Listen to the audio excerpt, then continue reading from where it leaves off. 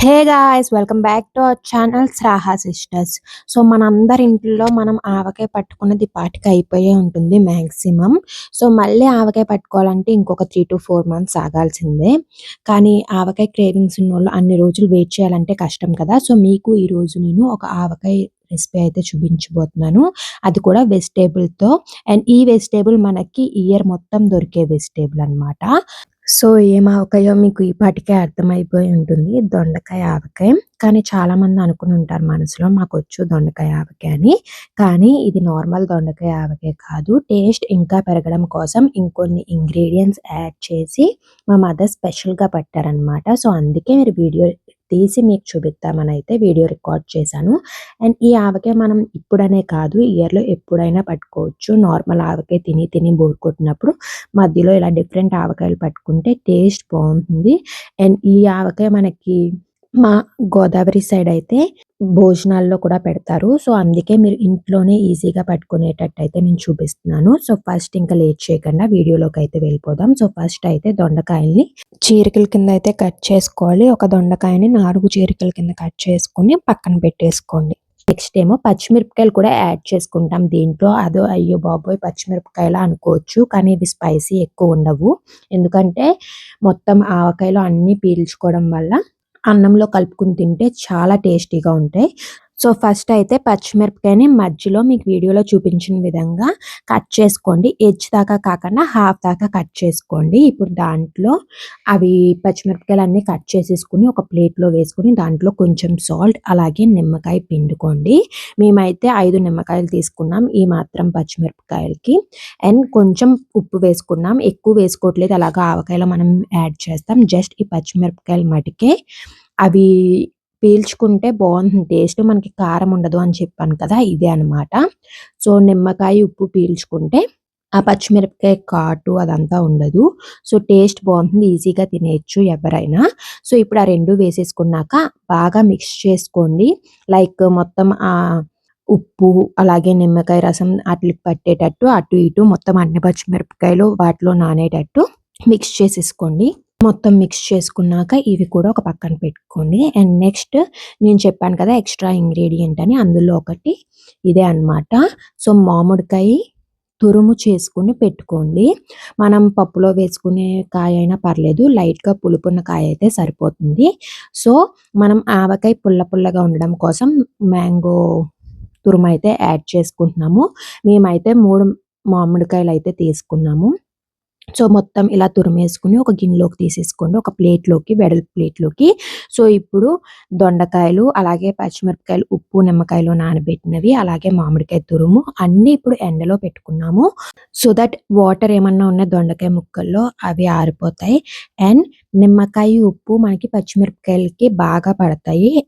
And అలాగే మామిడికాయ తురుము కూడా ఎండితే టేస్ట్ బాగుంటుంది. నీరు అది లేకుండా ఉండాలి కదా! పచ్చడిలో ఏ ఇంగ్రీడియెంట్స్ వేసినా ఐ మీన్ ఆవకాయలో. సో ఇవన్నీ ఎండబెట్టుకోవాలి. అండ్ ఎండబెట్టుకున్నప్పుడు మధ్య మధ్యలో వాటిని అటు ఇటు మిక్స్ చేసుకోండి కిందకి పైకి. సో దట్ ఈవెన్‌గా అన్నీ డ్రై అవుతాయన్నమాట. లేకపోతే పైన ముక్కలు లాంటివి డ్రై అయ్యి కింద ముక్కలు తడి ఉండిపోతాయి. సో మనకి ఆవకాయలో అసలు వాటర్ అనేది వెళ్ళకుండా ఉండాలి. సో కొంచెం సేపు అయ్యాక ఇలాగ మళ్ళీ అటు ఇటు మిక్స్ చేసుకుంటున్నాం. సో దట్ ఈవెన్‌గా అన్నీ ఎండుతాయని చెప్పి. సో అన్నీ మిక్స్ చేసేసుకొని ఒక 2 అవర్స్ అలాగా ఎండబెడితే మొత్తం డ్రై అయిపోతాయి. మీకు తెలుస్తుంది. మ్యాంగో తురుము కూడా కొంచెం డ్రై అయినట్టు, దగ్గరికి వచ్చినట్టు, వాటర్ అంతా ఇంకిపోయినట్టు. సో అలా మిక్స్ చేసుకొని డ్రై చేసుకోండి. సో మీకైతే మళ్ళీ క్వాంటిటీస్ చెప్తున్నాను. 1 కేజీ దొండకాయలు, 100 గ్రామ్స్ ఆఫ్ పచ్చిమిరపకాయలు అండ్ 3 మామిడికాయల తురుము. సో ఇవన్నీ డ్రై అయిపోతాయి. సో డ్రై అయిపోయాక మనం మెయిన్ ఇంగ్రీడియెంట్స్ కారం అవన్నీ రెడీ చేసుకుంటున్నాం. మీకు క్లియర్‌గా చెప్పడం కోసం అయితే ఇలా చూపిస్తున్నాను.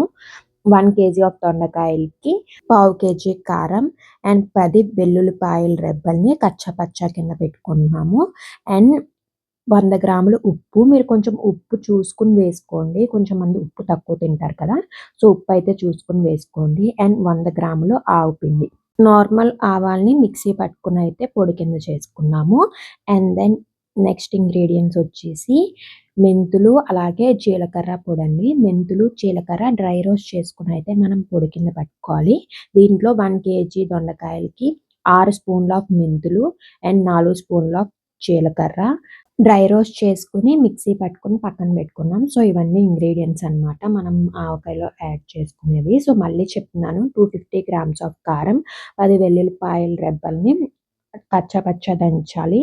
అండ్ 100 గ్రామ్స్ ఆఫ్ ఉప్పు, 100 గ్రామ్స్ ఆఫ్ ఆవు పిండి అండ్ 6 స్పూన్లు మెంతులు, 4 స్పూన్లు జీలకర్ర డ్రై రోస్ట్ చేసుకొని మిక్సీ పట్టుకున్న పౌడర్.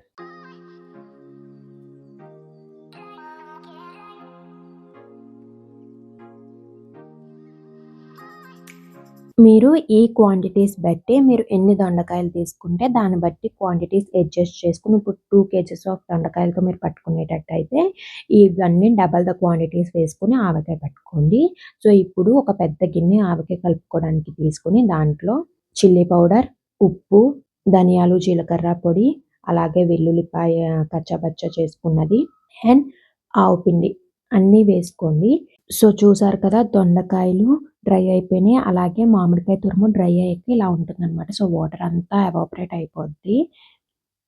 సో, పచ్చిమిరపకాయలు కూడా డ్రై అయిపోయాయి. ఇప్పుడు మనం ఆల్రెడీ తీసుకున్న చిల్లీ పౌడర్ బాటిల్లోకి దొండకాయలైతే ట్రాన్స్‌ఫర్ చేసేసుకోండి. మేమైతే ఫస్ట్ హాఫ్ దొండకాయలని వేసుకుంటున్నాం. ఎందుకంటే ఇప్పుడు హాఫ్ దొండకాయలు వేశాక దాంట్లోకి ఆయిల్ యాడ్ చేసుకోవాలి. సో దట్ ఈజీగా మిక్స్ చేసుకోవచ్చు. మేమైతే వేరుశనగ నూనె అయితే యాడ్ చేసుకుంటున్నాం. మా ఇంట్లో ఏ ఆవకాయ పెట్టినా వేరుశనగ నూనె యూజ్ చేస్తారు. సో, మేమైతే 1 లీటర్ ఆఫ్ ఆయిల్ అయితే యాడ్ చేసుకుంటున్నాము. లైక్ మేము చెప్పిన ఇంగ్రీడియెంట్స్‌కి ఫుల్ 1 లీటర్ ఆయిల్ అయితే సరిపోతుంది. సో, హాఫ్ దొండకాయలు యాడ్ చేసుకున్నాక దాంట్లో half litre of oil add చేసుకుంటున్నాం. మొత్తం ఒకసారే యాడ్ చేయట్లేదు. సో, హాఫ్ లీటర్ యాడ్ చేసుకున్నాక ఇప్పుడు బాగా మిక్స్ చేసుకోండి. సో దట్ కారం, ఉప్పు అన్నీ బాగా మిక్స్ అవుతాయి. సో, పైకి కిందకి బాగా మిక్స్ చేసుకున్నాక ఇప్పుడు దాంట్లో ఇంకా మిగిలిన దొండకాయ ముక్కలను కూడా యాడ్ చేసేసుకొని ఇంకొకసారి మిక్స్ చేసుకోండి.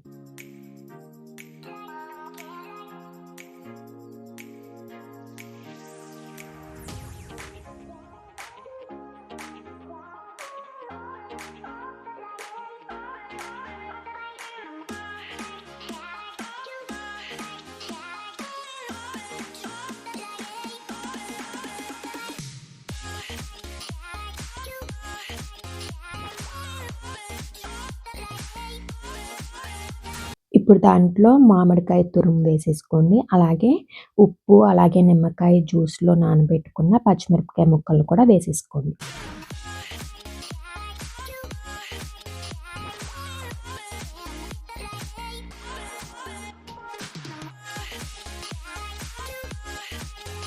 అవి 2 వేసేసుకున్నాక ఇప్పుడు మళ్ళీ బాగా మిక్స్ చేసుకోండి. పైకి, కిందకి మొత్తం అన్నీ మిక్స్ అయ్యేటట్టు. సో, మిక్స్ చేసుకున్నాక మిగిలిన హాఫ్ లీటర్ నూనె కూడా యాడ్ చేసేసుకొని ఇంకొకసారి మిక్స్ చేసుకొని పక్కన పెట్టుకోండి.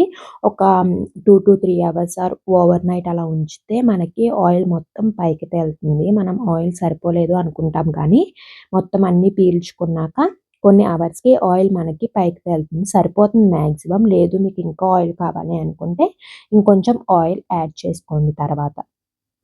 సో, ఇప్పుడు మొత్తం మిక్స్ చేసేసుకొని కొన్ని అవర్స్ అయ్యాక మీకు ఆవకాయ ఎలా టర్న్ ఔట్ అయిందో మీకైతే చూపిస్తాను.